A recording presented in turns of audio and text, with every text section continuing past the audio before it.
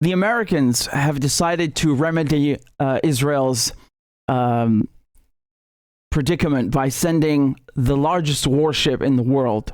Okay, this behemoth of an aircraft carrier, right? So the USS Gerald R. Ford. So I'm trying to put this clip up for you. Can you see that? Absolute beast of a thing. So this is what you would call posturing, okay, or a show of force. Now, I don't think this is going to have any, I don't think this is going to impress upon Hamas or anyone in the resistance axis, any sort of importance, because for them, they're battling Israel and the United States with asymmetrical warfare, right? You don't need a nuclear weapon to take on a nuclear power. Like I said, great examples of this are the Hamas operation or the Vietnamese during the Tet Offensive. You take the enemy or the adversary into, well, first of all, they're on your home turf, so they're already screwed just by being on somebody else's land, right? Which is the case for the Israelis who are in Palestine and the Americans who are in Vietnam.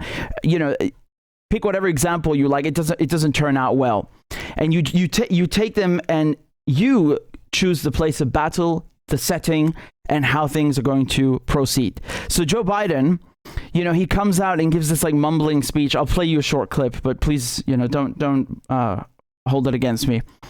There's still so many families desperately waiting to hear the fate of their loved ones, not knowing if they're alive or dead or hostages. Infants in their mother's arms, grandparents in wheelchairs, Holocaust survivors abducted and held hostage. Hostages whom Hamas has now threatened to execute in violation of every code of human morality. It's abhorrent.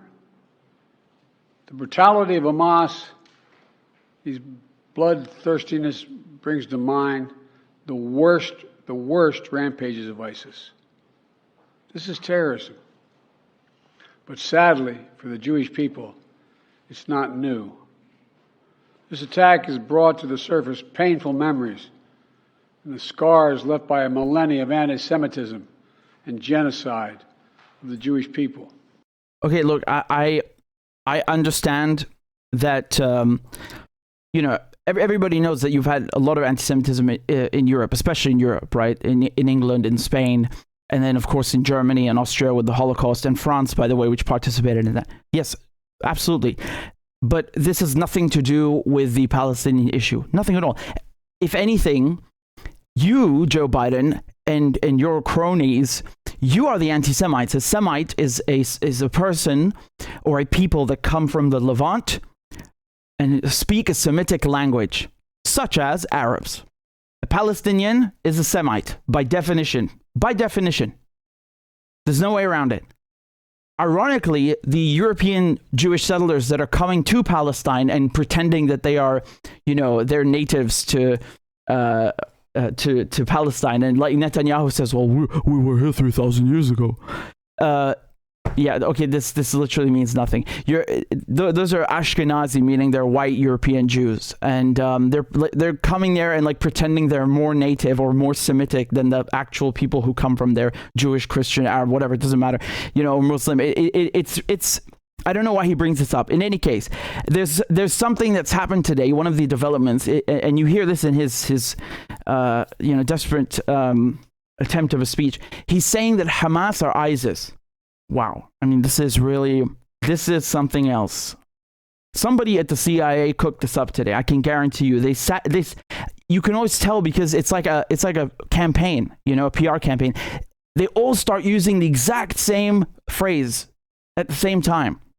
Okay, so you heard this before with Iraq as weapons of mass destruction and all these things, and then during the Trump administration, they came up with another phrase, which is Iran is the world's leading state sponsor of terrorism. Christ, what a mouthful! And what the Americans will do is they'll go and make an acronym out of it. But I'm too lazy to figure it out right now. Actually, I'm busy.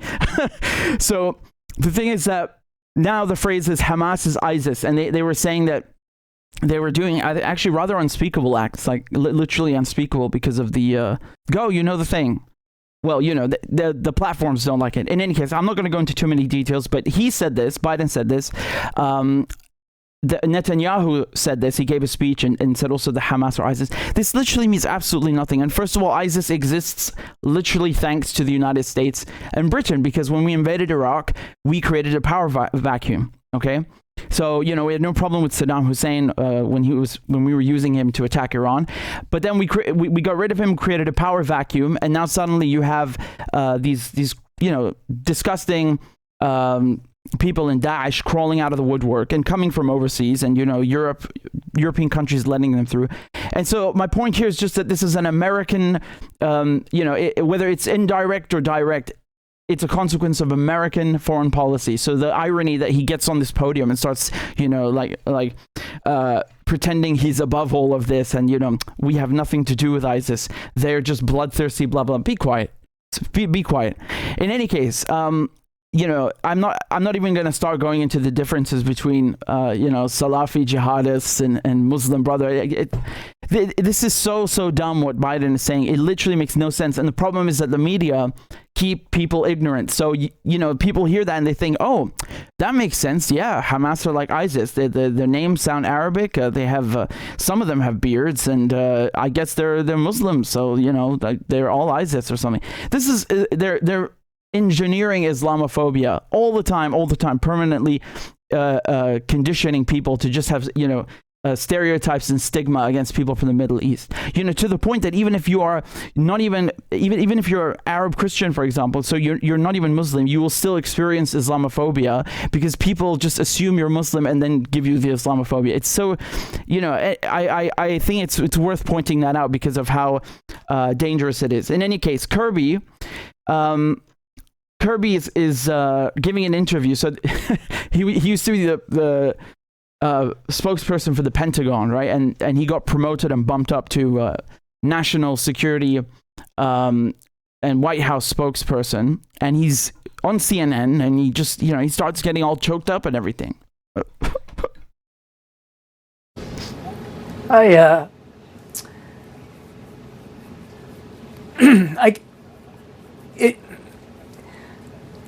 Sorry, it's very, excuse me, very difficult to look at these images, Jake, and the human cost.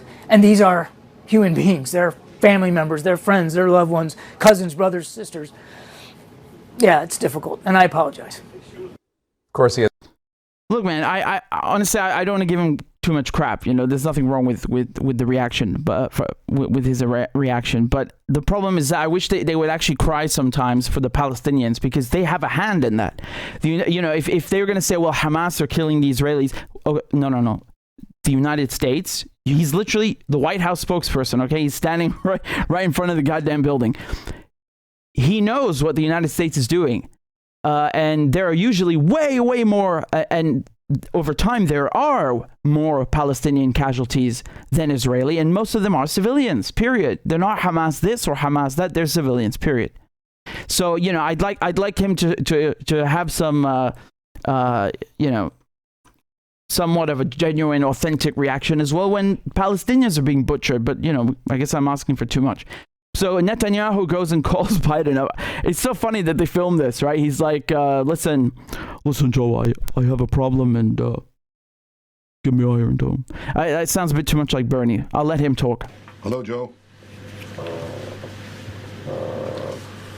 Well, it's trying times. We've had better days, and we'll have better days with your help, too. Mr. President Joe, I want to thank you for your continued and unequivocal support and the work of your entire administration to support us. The Israeli people were deeply moved by the emotion that Admiral Kirby showed in his interview yesterday. It was deeply moving, and it represented the depth of commitment that you have, your administration have, and the American people across the board have for Israel. Joe, I want to give you a clear picture of the difficult situation we face. We were struck Saturday by an attack whose savagery I can say we have not seen since the Holocaust. I mean, we had hundreds massacred. No. Families. Can you please stop with this every day? Why do they keep? Every time you bring up the Holocaust in relation to Palestine, you're not only wrong and being dishonest, but you are belittling actual Holocaust victims and victims of Nazi Germany. He knows this. Netanyahu knows what he's doing. He's trying to, milk the Holocaust just so, he can score some political points and make it sound like, oh, well, we the Israelis are the victims, even though, they are clearly much better off economically, militarily, politically, even in the media. They have complete, bulletproof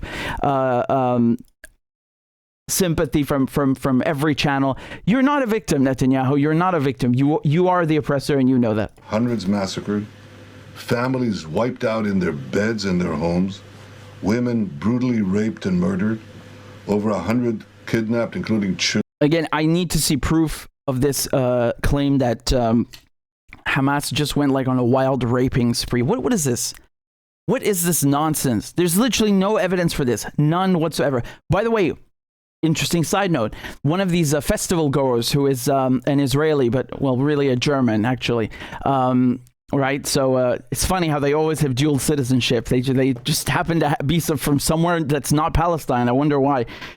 So that, this settler woman, she was seen in one of the Hamas trucks being, carted off, and because of the tattoos, her family recognized who she is. And so, they immediately in the media, on social media and in the mainstream media, they're saying, oh, she's clearly dead. Oh, she was clearly raped and then killed. Like, you literally, it's like a 5-second video and she's unconscious. And that's it. And the guys in the truck, the Hamas, they're not even paying attention to her. They're just yelling, because they're happy about the success of the operation. So it turns out that she's in a hospital and alive. So you see like how out of nothing they just make up some wild crap, just to smear Hamas, just to smear the Palestinians, just to smear the resistance, because they got humiliated, the Israelis, so they need to distract. They need to take attention away from their tactical defeat. Children, and since we last spoke, the extent of this evil, it's only gotten worse. They took dozens of children, bound them up, burned them, and executed them. Okay, I'm sorry. I do you believe this guy? Do you actually believe this guy? He doesn't even believe himself. Look at his body language. They mow down these. He's like coming up with the lies on the spot, These youngsters who came to a nature festival and just, put 5 jeeps around a depression in the soil, and like Babi Yar, they mowed them down, Okay, and did you hear what he just said? He mentioned Babi Yar, the massacre in Ukraine, which I was talking to you about just last week because it was the anniversary, right? A little over a week ago. What is he comparing? He's comparing, this is wild to me, because when we're saying, look, there are Nazis in Ukraine, and many of them are the disciples, the descendants, the followers of Stepan Bandera, and these Ukrainian police and army regiments that were integrated into the German Nazi German war effort, right? So you had Ukrainian auxiliary police who were basically like, Ukrainians that were recruited to keep other Ukrainians in line, especially Jews, right? They would help the Nazis to persecute their own countrymen just because they're Jewish. And so one of the massacres, the Babi Yar massacre, is an example of that, horrific, right? That these were carried out by the SS.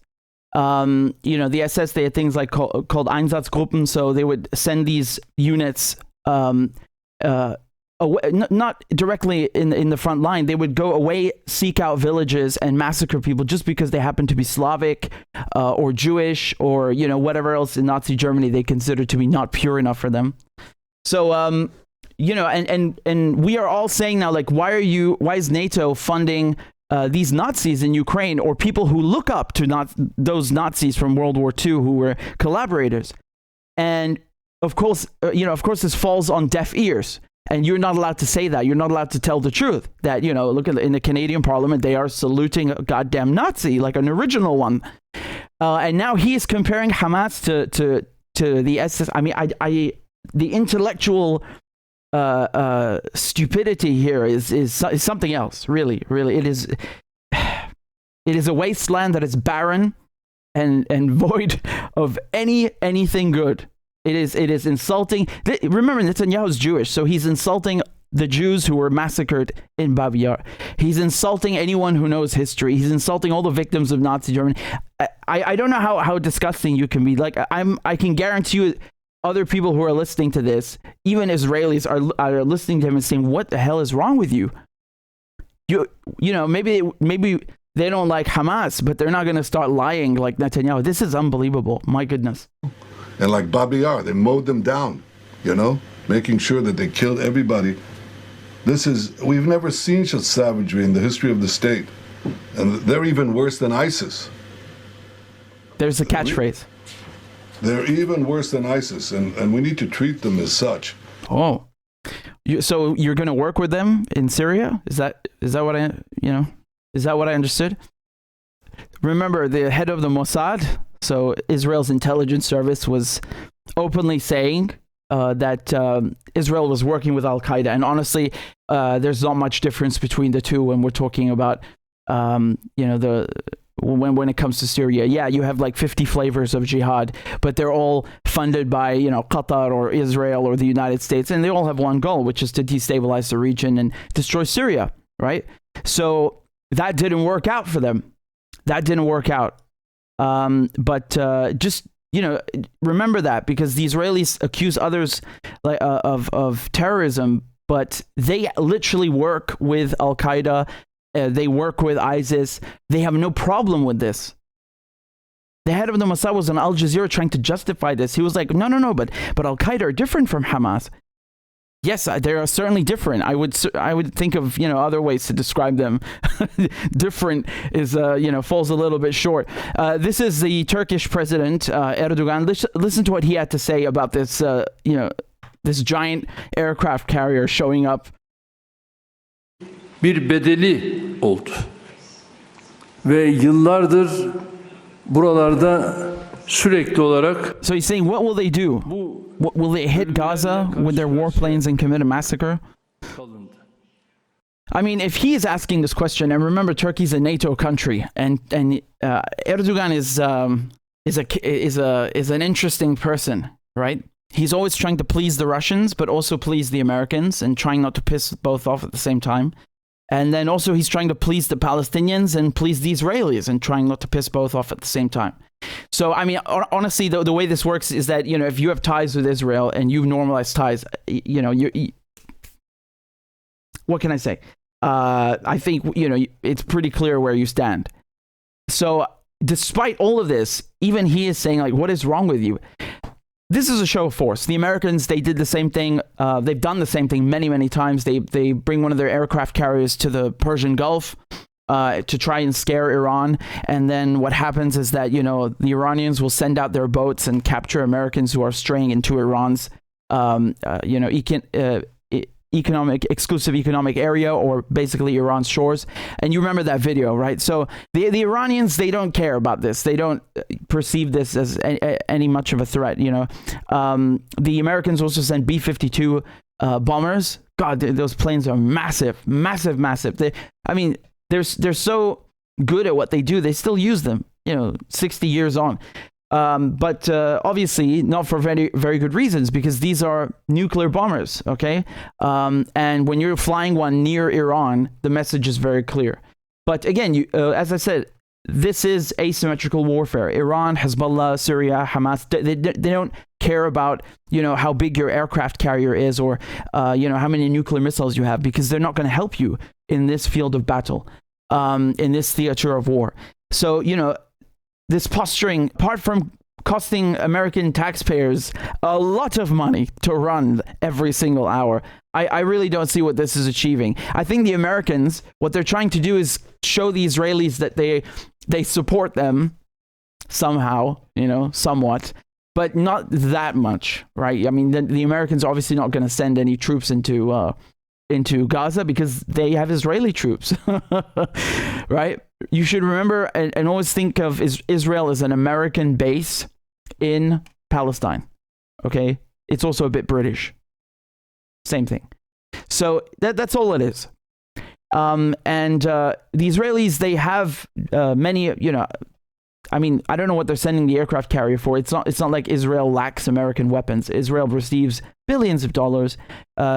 Since the end of World War II, no country has received more military aid than Israel, okay? Or shall I say no colony has received more than Israel from the United States. So it's not like Israel lacks aircraft carriers or rather, let's just say jets in this case. Israel are in big trouble, okay? They're in hot water, no pun intended. They cannot get out of this that easily because now the situation has escalated. The moment, actually, even before it escalated, and I'm going to talk about Syria in a second, even before it escalated, the moment Hamas executed that operation, it's game over. There's no coming back from this. There's no amount of bullshit propaganda or Hasbara or, nice video phone calls that you videotape between you and Joe Biden that are going to help you. No amount of bombs on Gaza is going to take back or erase the humiliation that Israel suffered on that day on October 7th. You cannot undo that. You are supposed to be, or the Israelis like to think that they are a superior military power. You got owned. You got owned. You got completely demolished. Doesn't matter what happens next. They took you by surprise, which is the worst thing in war, to be taken by surprise, and the best thing for the other side, to take the other by surprise. So in any case, what the Americans are also doing right now to try and help Israel is they're sending their diplomats, to scurry off and try and de-escalate through back channels. Okay, so I'll come back to this in a bit, but Blinken has been seen with his plane. Okay, so here, this is in French, but I'll translate. So there's a Boeing C-40B from the United States Air Force, which is known for carrying the Secretary of State, Anthony Blinken, or the Secretary of Defense, Lloyd Austin. And so they came all the way to Marrakesh, which is in Morocco. And this person is saying here that they're probably carrying American officials.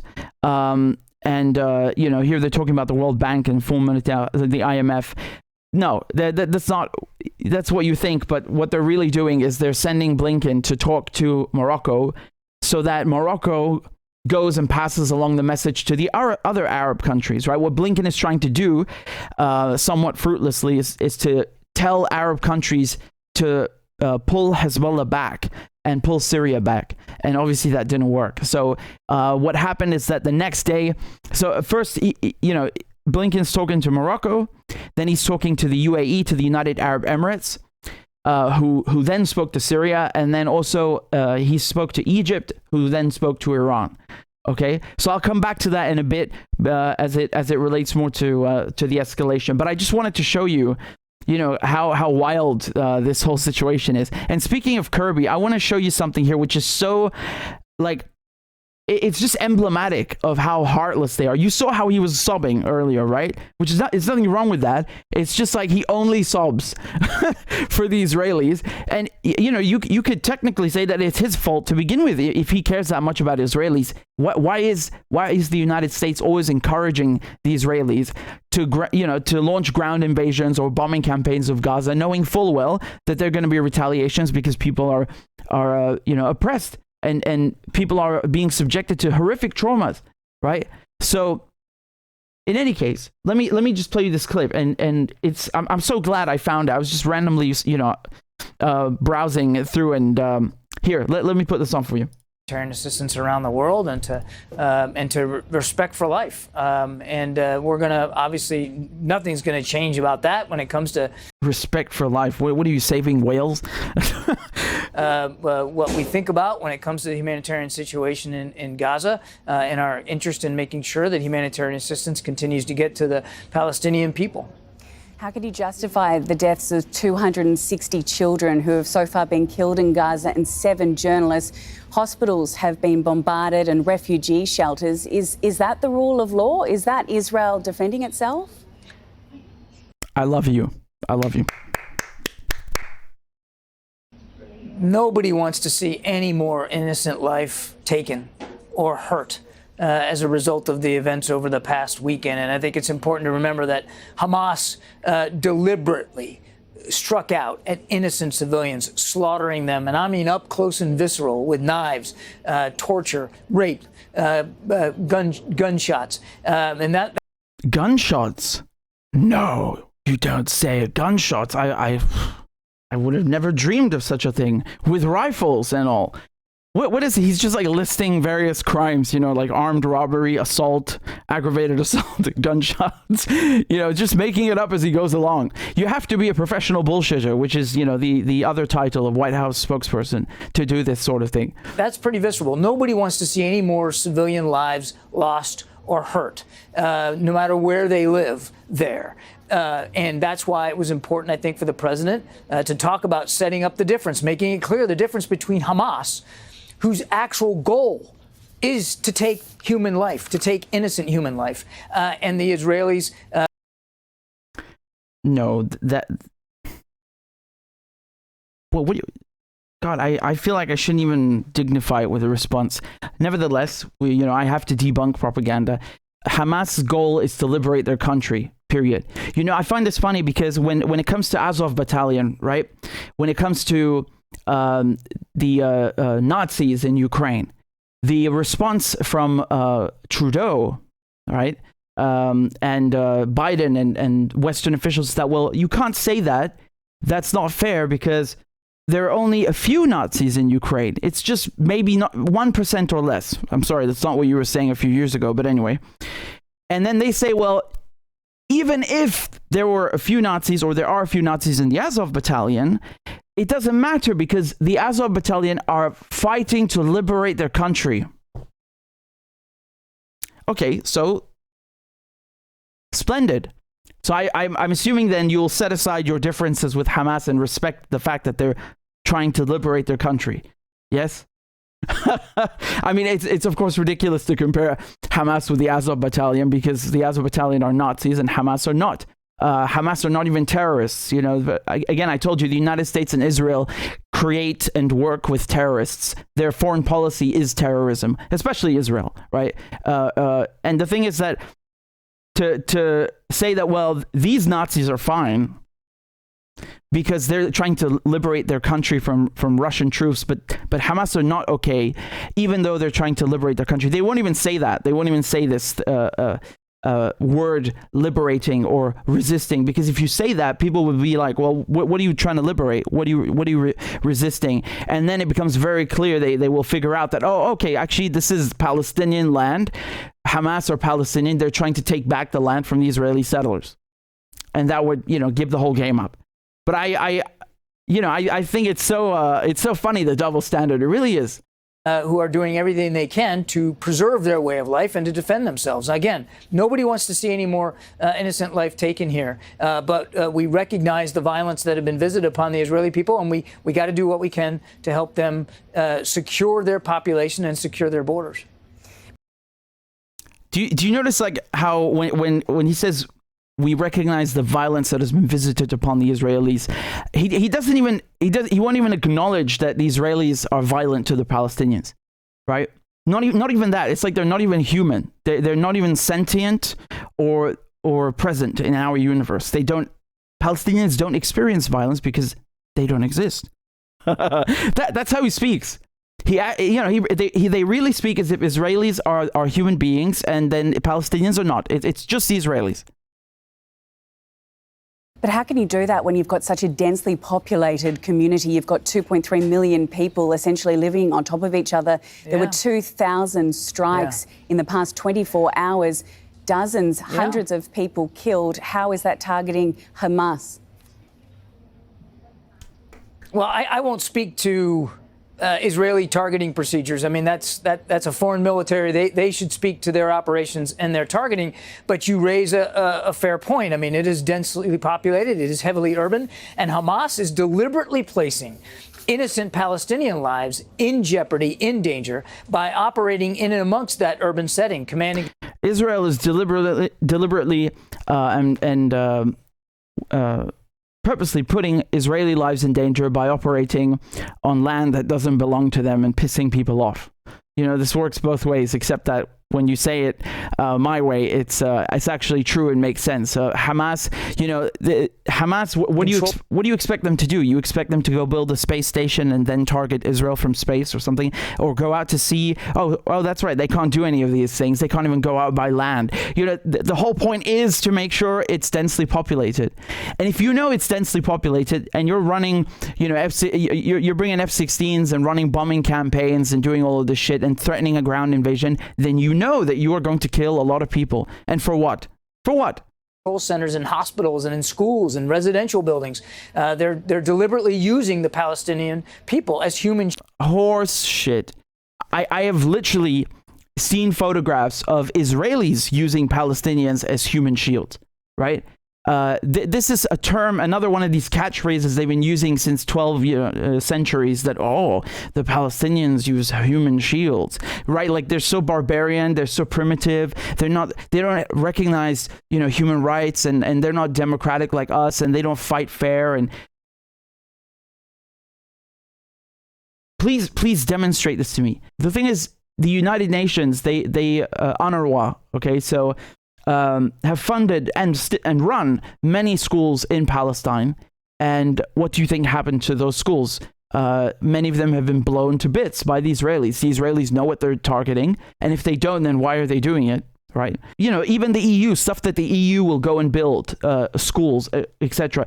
Also, this infrastructure is targeted by the Israelis. And again, whether it's on purpose or not, does it make a difference? These are shelters. People use these schools not only to go get educated, but not only to go receive an education, but also to go and hide from the Israelis, not from, an alien invasion. No, from the Israelis and their warplanes specifically.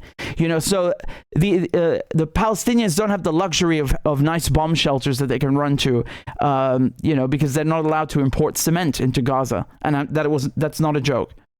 Shields to defend what they have done. So it's difficult. We understand that. We know the United States military knows how hard it is to target precisely in urban areas. But as for the procedures that will be used, that's really for the Israelis to speak to. So what would be your message to Palestinians? Wait, what do you mean it's for the Israelis to speak to? You were just sobbing for them, and you give Israel more military aid than any country on earth. Don't you want to know where your fucking money is going? What does that mean that it's for them to speak to? You just hand them $38 billion over 10 years and say, I don't want to know, just go do your thing. I guess so, maybe. Right now in Gaza, where can they go for safety?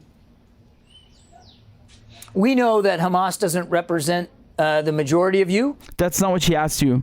That's not what she asked you. She said, where do you go if you are stuck in the Gaza Strip? Here, let me pull up a map, Kirby. I'll help you out. There you go. That's the Gaza Strip, surrounded by Israel.